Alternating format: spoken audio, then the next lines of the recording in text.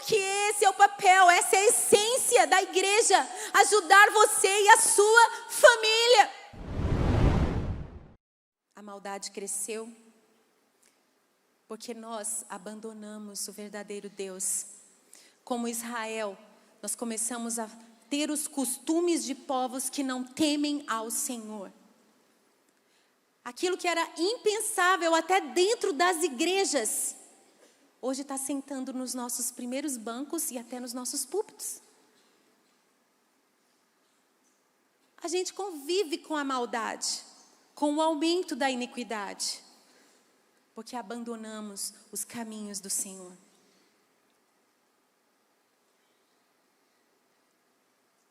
Aquilo que era admirado começa a ser assim, perseguido. E se cumpre Isaías 5:20, que diz: ai dos que chamam ao mal bem e ao bem mal, que fazem das trevas luz e da luz trevas, que chamam o amargo de doce e o doce de amargo. O certo está sendo chamado de errado, gente. O reto está sendo chamado de torto. A verdade está sendo chamada de mentira. O mal está sendo chamado de bem, o bem de mal. E hoje em dia nem o diabo quer ser chamado de diabo. Dá a causa na justiça. Até a bruxa quer ser chamada de boa. Ela não quer mais ser identificada como mal. O monstro é amiguinho. O mal está sendo chamado de bem. E o bem está sendo chamado de mal. Olha, daqui mesmo do sul do Brasil, surgiu uma proposta de descriminalização da pedofilia. E da bestialidade, que é uma abominação. E tem um nome bonito hoje, chama zoofilia. E olha, outro dia eu vi uma notícia de que teve uma passeata com milhares de defensores pela descriminalização do sexo com animais, lá na Alemanha. E eu pensei, meu Deus, aquilo que era vergonhoso está sendo defendido abertamente, orgulhosamente. E os que querem andar pelo caminho reto são perseguidos. A gente se sente tão fraco às vezes para lutar, né? A gente vê umas notícias, as pernas ficam moles, dá um mal-estar, assim, uma fraqueza. Era assim que estavam os camponeses, as famílias de Israel, sem armas, sem a profissão do ferreiro. Aqui na história de Débora, como nós lemos, não havia mais escudo, nem lança, nem para se defender e nem para atacar. E eu vou abrir um parênteses, esse é um ano eleitoral. E eu estou tocando aqui num assunto muito delicado para mim. Estou arriscando aqui, porque eu estou pisando no caminho reto. Mas ele está tão vazio que é fácil eu levar uma pedrada. Olha, nós precisamos de ferreiros em Israel. Nós precisamos dos que fabricam escudos e lanças. Nós precisamos munir as nossas casas, as nossas famílias. A nossa liberdade privada de escolher o que os nossos filhos vão estudar nas escolas, e se é que a gente quer mandar eles para as escolas. Nós precisamos nos defender e atacar. Não pessoas. Porque a gente não está mais no Velho Testamento, mas a gente está em Efésios 6, que diz que a nossa luta não é contra a gente, contra carne e sangue, mas contra os demônios, os principados e suas hierarquias que operam nas regiões celestiais, nesse mundo tenebroso que jaz no maligno. E sabe quem são os ferreiros? E sabe quem são os que fabricam essas armas? São os nossos legisladores e aqueles que estão no executivo dessas leis. Nós precisamos de todos os postos de governo ocupados por pessoas que nós podemos empoderar por meio do nosso voto, que vão defender o caminho reto.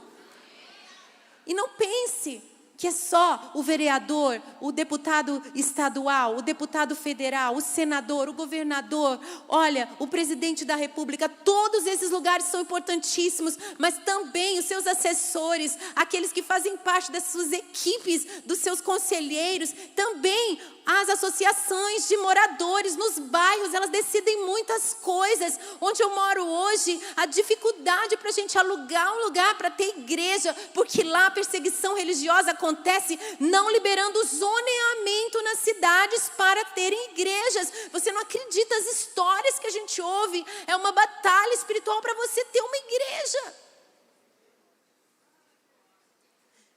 Quem é que vai levantar esse escudo, essa lança? Quem é que vai fazer a legislação daquele zoneamento para autorizar uma igreja? Nós precisamos estar nos conselhos municipais, nós precisamos estar na direção, na pedagogia, na organização do conteúdo educacional, no MEC. Nós precisamos estar na sala de aula, na frente das crianças. Somos professoras nas universidades, pelo amor de Deus. Arregaça as mangas aí, por favor. Porque agora a gente está falando de caminhos. Agora a gente está falando do que é visível, do que pavimenta o caminho para as futuras gerações. Que legado nós vamos deixar para os nossos filhos, para os nossos netos, que vão continuar vivendo nesse país depois que a gente for embora? Será que a gente vai poder se reunir aqui nesse auditório daqui a alguns anos, se nas próximas eleições você não fizer a escolha certa? Olha, o candidato ideal não está concorrendo, porque ele já venceu, ele é o Rei dos Reis, o Senhor dos Senhores. Mas existem seres humanos que podem nos ajudar a pavimentar um caminho.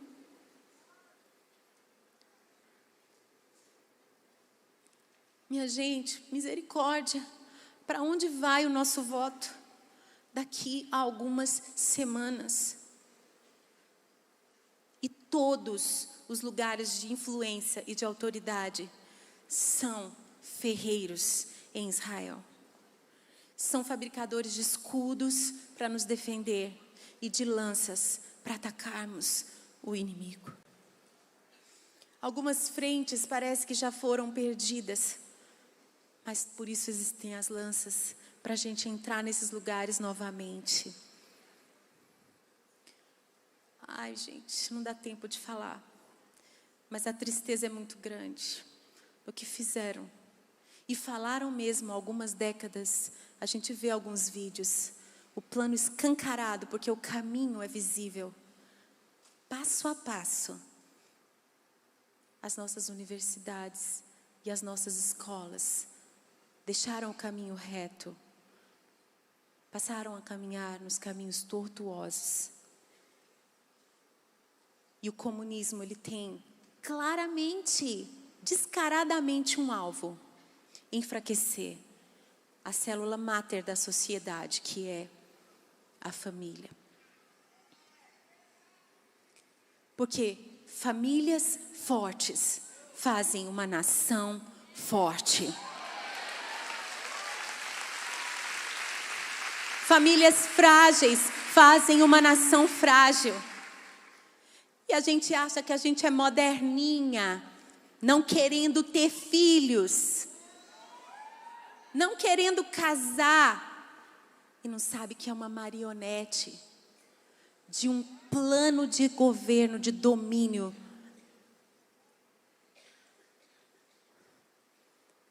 Meu Deus.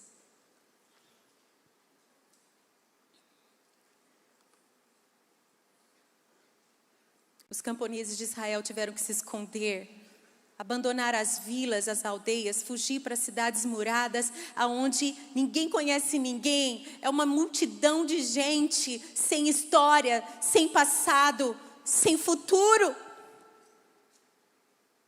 Cada um por si, aonde somos apenas números. Sabe, eu sou totalmente a favor do crescimento das igrejas. E é lindo pensar que se Deus quer salvar muita gente ao mesmo tempo, Ele vai derramar um avivamento na cidade, porque tem multidão na cidade. Mas, ao mesmo tempo, a igreja não pode perder de vista que ela é o sal, a oportunidade de conservar essa sociedade, de curar uma ferida que arde quando entra em contato com o sal, de purificar essa ferida. Por quê? Nós somos talvez a única chance de formar o que parece ser uma comunidade dentro da cidade grande. Eu fico pensando o que seria da minha família imigrante sem a igreja. O que seria das famílias no Brasil sem a igreja? Porque onde os meus filhos iam brincar? Na casa dos colegas da escola? A gente já falou aqui, isso quase não acontece. É na igreja que a gente consegue criar um pouco mais de elo. É na igreja que a gente consegue casar os filhos meio que arranjado. Famílias com valores parecidos com os nossos. Famílias que a gente conhece e fala, olha, caminho aplanado, caminho reto, fundamento sólido. Eu aceito, casa filho, eu te abençoo. Pago o teu salário, casa filho. Eu arrumo um emprego para você. Olha, mas as igrejas estão se perdendo e virando evento. As pessoas estão entrando e saindo sem conversar com ninguém. Nos Estados Unidos, as mega igrejas estão esvaziando, porque as pessoas estão buscando comunidade, pertencimento. E planos de várias igrejas que já tinham anunciado mega templos foram alterados e eles começaram a perceber esse movimento, esse esvaziamento e começaram a investir em pequenos campos nos bairros. Porque a gente precisa que a igreja venha suprir essa brecha e criar relacionamentos, criar elo. O problema também é que muita gente fica pingando, mudando de igreja. Não porque aquela igreja de onde ele saiu tinha algum problema, mas porque quando começaram a entrar na vida dele, entrar na vida privada, ele escapole e vai para outra, se esconder na mega igreja e ficar na superficialidade. Eu amava quando tinha carta de recomendação para transferência de igreja. Mas agora os pastores ficam competindo, não dou carta, ninguém pede mais carta. Gente, era uma proteção para nós. Vou te contar tudo o que aconteceu quando ele estava aqui na minha igreja. Olha, se chega reclamando da outra igreja, você já toma cuidado. Te elogiando pra caramba. Cuidado. Te elogia à custa de encher seu ego, porque a sua igreja é melhor do que a outra. Cuidado. A melhor coisa que tem é quando alguém vem para a tua igreja chorando de saudade do antigo pastor, te garanto.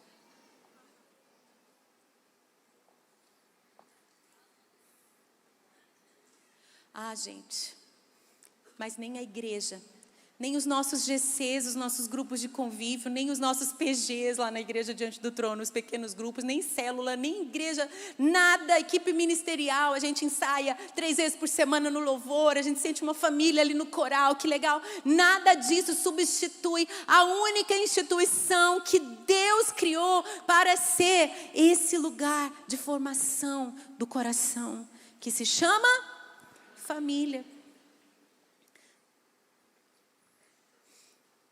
A igreja, principalmente nos centros urbanos, precisa ajudar os seus membros a valorizarem a família. Você não pode esperar que numa conferência de mulheres, debaixo de uma unção profética tão atual como a que a Vivi carrega, vá te falar de outra coisa senão da sua família. Porque esse é o papel, essa é a essência da igreja, ajudar você e a sua família. Cuidado com o ativismo religioso, ministerial, que tem tirado os crentes de casa.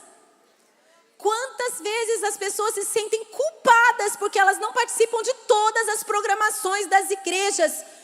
Gente, Que maravilha quando a igreja fecha as portas para os membros não se sentirem culpados por não estarem num culto naquele dia da semana. Porque parece que tem culto todos os dias, tem congresso e conferência todo final de semana, e ai de você se não for. Passear? Tirar férias com a tua família? O pastor não quer trabalhar.